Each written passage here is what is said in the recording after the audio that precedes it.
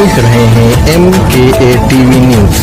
छोटी बड़ी खबरों के बड़ी खबर उत्तर प्रदेश के जनपद बाराबंकी से आ रही है, जहां पर कुर्सी विधानसभा क्षेत्र के ग्राम अनुवारी बेहटा में ऑल इंडिया मजलिस इत्तेहादुल मुस्लिमीन की एक विशाल जनसभा का आयोजन किया गया।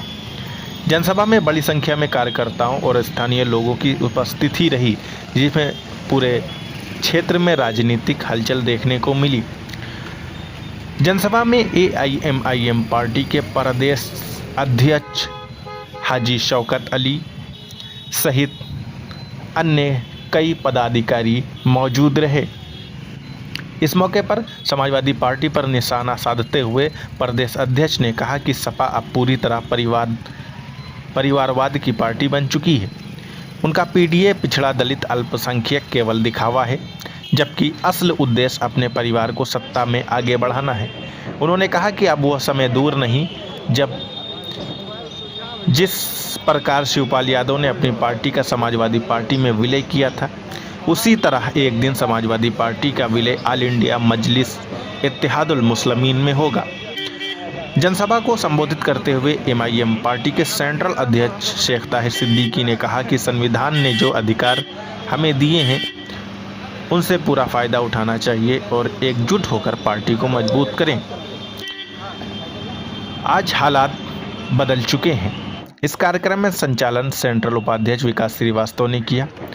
इस अवसर पर मोहम्मद इमरान खान जिला प्रभारी, इंजीनियर इरफान प्रदेश सचिव, खतीब अलवी सेंट्रल महासचिव, सैयद रूबील सेंट्रल संगठन मंत्री, मोहम्मद सलमान जिला अध्यक्ष लखनऊ, डॉक्टर आफताब पूर्व अध्यक्ष लखनऊ, मौलाना आदिल, हाफिज सुफियान, मेराजुल हसन विधानसभा अध्यक्ष कुर्सी, शकील मंसूरी विधानसभा अध्यक्ष रामनगर, जुबैर विधानसभा अध्यक्ष नवाबगंज, सारिफ खान, हसन रजा, आसिफ इमरान, अरसलान, सुफियान, अशफाक, गयास, असलम, शकील, सूरतगंज, सिराज खान, निसार व अन्य अधिक से अधिक लोग मौजूद रहे। माला पहनाकर उनका स्वागत करें।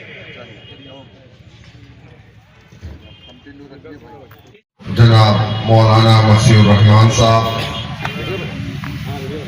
हमारे जोनल के प्रेसिडेंट मेरे भाई जनाब ताहिर सिद्दीकी साहब, इस प्रोग्राम के ऑर्गेनाइजर जनाब गयासुद्दीन साहब, आपके ज़िले के प्रभारी जनाब इमरान साहब, लखनऊ सेंट्रल के जनरल सेक्रेटरी साबिक जिला सदर जनाब विकास साहब, जनाब खतीब अलवी साहब, पूर्व जिला अध्यक्ष सेक्रेटरी सेंट्रल जोन जनाब विकास श्रीवास्तव साहब, जनाब मेराजुद्दीन साहब विधानसभा अध्यक्ष, जनाब डॉक्टर आफताब साहब साबिक जिला सदर लखनऊ, जनाब वकार साहब उत्तर प्रदेश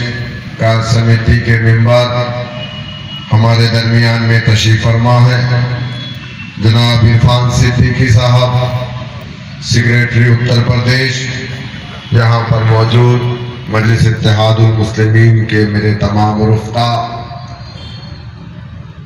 मजलिस इत्तेहादुल मुस्लिमीन से मोहब्बत रखने वाले मेरे नौजवानों, मेरे बुजुर्गों, आज हम आपके दरमियान में हैं। पूरे प्रदेश में हम जगह जगह जाकर के इस तरीके के प्रोग्राम ऑर्गेनाइज करते हैं। मजलिस इत्तेहादुल मुस्लिमीन के कौमी सदर नकीब मिल्लत जनाब बैरिस्टर असदुद्दीन वैसी साहब का पैगाम लोगों तक पहुंचाते हैं। क्या गांव, क्या शहर, क्या छोटी और कोई बड़ी, कोई भी ऐसे प्रोग्राम्स नहीं होते हैं जिसमें हम लोग शिरकत ना करें। हमारा मकसद क्या है, हम चाहते क्या हैं? हमारा मकसद सिर्फ तालियां बजाना नहीं है, फूल मालाएं या बिरयानी, ये सब हमारा मकसद नहीं है। मैं तो अपनी पार्टी के तमाम लोगों से कहूंगा और पहले भी कहता आया हूं कि ये फूल माला, ये फजूल खर्ची से बाज आए। अल्लाह सुब्हानहू ताला रियाकारी को पसंद नहीं करता और अल्लाह सुब्हानहू ताला की रिजा जिस काम में ना हो उसमें आप कामयाब नहीं हो सकते।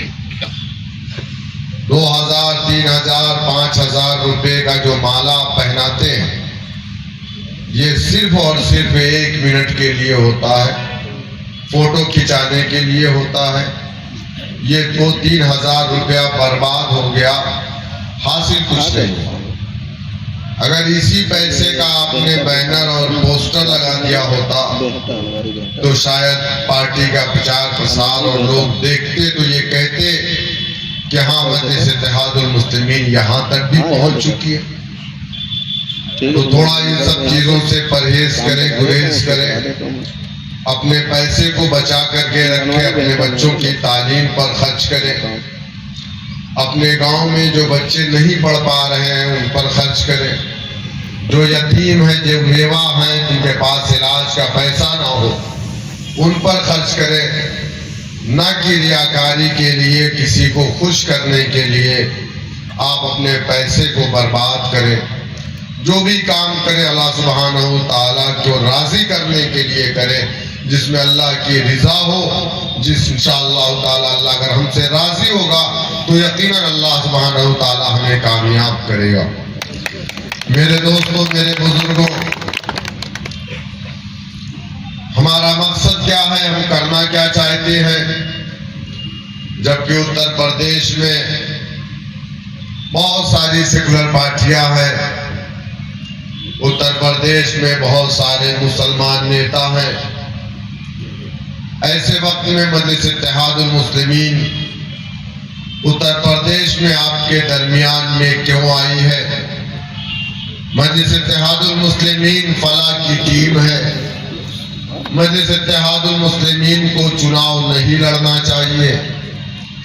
मजलिस इत्तेहादुल मुस्लिमीन के जो उम्मीदवार हैं वो बीजेपी के दफ्तर से भेजे जाते हैं। इस तरीके के इल्जामात हम पर लगाए जाते हैं और ये इल्जाम लगाने वाला कोई हिंदू भाई नहीं है। ये इल्जाम हम पर लगाने वाला विकास श्रीवास्तव नहीं है। ये इल्जाम हम पर लगाने वाला पवन राव अंबेडकर नहीं है। ये इल्जाम हम पर लगाने वाला हमारा अपना भाई मुसलमान है, जो गैरों की सफों में है, गैरों के सियासी मंचों पर है, जो मुसलमानों को बहका करके मुसलमानों के वोटों को लूट करके ले जा करके दूसरे की झोलियों में डालता है। उसके एवज में उसे अच्छी और बड़ी कुर्सियां मिलती हैं, उससे उसकी दलाली की दुकानें चलती है, उससे उसके मकान 1 मंजिला से 2 मंजिला बनते हैं। इसलिए वो हमारे लोगों की सफों में घुस करके हमें बदनाम करने की कोशिश करता है, क्योंकि उसे छोड़ा ही गया है इसके लिए कि तुम जाओ और तुम्हारा काम यह है कि मुसलमानों को तुम्हें मिसगाइड करना है और कंफ्यूज करना है। मेरे दोस्तों, मेरे बुजुर्गों, जब इस देश में मुसलमान खड़ा हुआ, जब मुसलमानों के साथ जुल्म, ज्यादती, अन्याय, अत्याचार हुआ, तो मुसलमानों ने कहा कि हमारा अपना एक सियासी प्लेटफॉर्म होना चाहिए, हमारा नेता, हमारा झंडा, हमारा डंडा होना चाहिए, क्योंकि लोकतंत्र में इंसाफ पाने का कोई दूसरा रास्ता नहीं। तब हम पर इल्जाम लगाया गया। किसी वक्त में कांग्रेसी हम पर इल्जाम लगाते हैं, आज भी लगाते हैं। मौजूदा वक्त में सबसे ज्यादा इल्जाम हम पर अगर कोई लगाता है तो वो समाजवादी पार्टी का मुसलमान लगाता है। आपको याद होगा 1947 के दिसंबर के महीने में लखनऊ के रिफायाम क्लब में एक कन्वेंशन बुलाया गया आजादी के बाद, जिसकी सदारत मौलाना अबुल कलाम आजाद अलैहिर्रहमा कर रहे थे। उस कन्वेंशन में हिंदुस्तान के तमाम दानिश्वर मुसलमानों को इकट्ठा किया गया और कहा गया कि ऐ मुसलमानों, कांग्रेस तुम्हारी पार्टी है, नेहरू तुम्हारे लीडर है, इंदिरा तुम्हारी कायद है, हिंदू महासभा तुम्हारी पार्टी नहीं है, इंडियन यूनियन मुस्लिम लीग तुम्हारी पार्टी नहीं है। उस कन्वेंशन में साउथ इंडिया के वो मुसलमान भी थे जो इंडियन यूनियन मुस्लिम लीग के जिम्मेदार थे। उन लोगों ने उस कन्वेंशन का बाइकाट किया और उन्होंने कहा, क्योंकि उस कन्वेंशन में यह भी कहा गया कि मुस्लिम लीग को खत्म कर दिया जाए। मुस्लिम लीग को यहां तक कहा गया कि मुस्लिम लीग एक फिरका परस्त पार्टी है, एक सांप्रदायिक पार्टी है। मुस्लिम लीग के लोग नाराज होकर के कहा, हम अपनी पार्टी, अपनी जमात को नहीं खत्म करेंगे। वो वापस साउथ इंडिया को चले गए और मौजूदा वक्त में मुस्लिम लीग सरकार की मुख्य भूमिका में केरला के अंदर मौजूद है। कांग्रेस की मजबूरी है कि कांग्रेस जो आसाम में जाती है तो मौलाना बदरुद्दीन अजमल साहब को बीजेपी की बी टीम कहती है, वही कांग्रेस उत्तर प्रदेश में आती है तो एमआईएम को बीजेपी की बी टीम कहती है, वही कांग्रेस तेलंगाना में जाती है तो कहती और बीजेपी की रफीक कहती है, वही कांग्रेस केरला के अंदर इंडियन यूनियन मुस्लिम लीग से गठबंधन करके सरकार सत्ता में होती है। उसकी वजह सिर्फ एक है कि इंडियन यूनियन मुस्लिम लीग ने अपना सियासी प्लेटफॉर्म आजादी के बाद बनाया।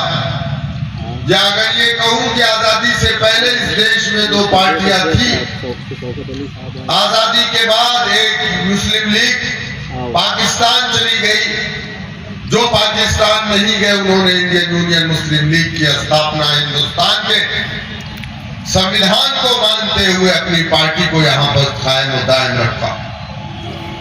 मेरे दोस्तों, मेरे बुजुर्गों, उस वक्त हमसे कहा गया था कांग्रेस तुम्हारी पार्टी है, नेहरू तुम्हारा लीडर है। हमने मुस्लिम लीग को अपनी पार्टी नहीं माना, कांग्रेस को अपनी पार्टी माना। हमने नेहरू को अपना लीडर माना और इस देश की हुकूमत हमने कांग्रेस पार्टी को दी। 1 साल, 2 साल, 3 साल नहीं, बल्कि 60 साल तक इस देश में अगर किसी ने आजादी के बाद अब तक सबसे ज्यादा हुकूमत किया है तो उस पार्टी का नाम कांग्रेस पार्टी।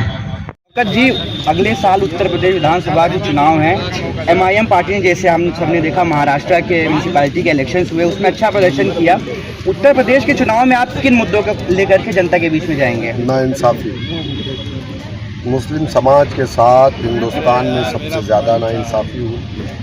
उत्तर प्रदेश में समाजवादी, बीएसपी और कांग्रेस, मौजूदा वक्त में बीजेपी, तमाम पार्टियों ने मुसलमानों के साथ नाइंसाफ़ी किया। हमारे इलाकों में न स्कूल खोले गए, हमारे बच्चों को पढ़ने के लिए नहीं दिया गया, हमारे इलाकों में अस्पताल नहीं है, हमारे इलाकों की सड़कें अच्छी नहीं हैं, हमारे लोग जेलों में सबसे ज़्यादा हैं, हमारे लोगों पर फर्जी मुकदमे किए जा रहे हैं, हमारी मसाजिद को तोड़ा जा रहा है, हमारे मदारिस को आतंकवाद का अड्डा कहा जा रहा है। ये सब मुद्दे क्यों कहा जा रहा है? हम इस देश के वासी हैं, इस देश को हमने आज़ाद करवाया था। आरएसएस के लोगों ने 50 साल तक अपने हेडक्वार्टर पे अपनी हमारे इस तिरंगे को नहीं लगाया। इस तिरंगे को मौलाना हजरत मोहानी ने बनाया था, जो हमारे आबा अजदाद उन्होंने बनाया था। तो यकीनन जो है हम जो है ये जो नाइंसाफ़ियाँ हमारे साथ हो रही है, हमारा सबसे बड़ा मुद्दा, इससे बड़ा मुद्दा और क्या होगा? शौकत साहब, ये बताइए, क्या आप गठबंधन की संभावना देखते हैं समाजवादी पार्टी के साथ? देखिए, हम काम करने पर यकीन रखते हैं। जिसको गठबंधन करना होगा हमारे यहाँ मैसेज करवाएगा, हम ओपन हैं, हम तैयार हैं। और बंगाल चुनाव को लेकर के आप क्या कहना चाहिए? मुझे नहीं मालूम, गाजियाबाद से गाजीपुर, बनारस से बलिया, उसके आगे मुझे नहीं मालूम क्या हो रहा है, मैं नहीं जानता। पार्टी की लीडरशिप पे आपने छोड़ दिया है? वो पार्टी के राष्ट्रीय अध्यक्ष फैसला करेंगे, मैं थोड़ी करूँगा, वो वहाँ के वेस्ट बंगाल के लोग करेंगे। चलिए, बहुत बहुत धन्यवाद आपका।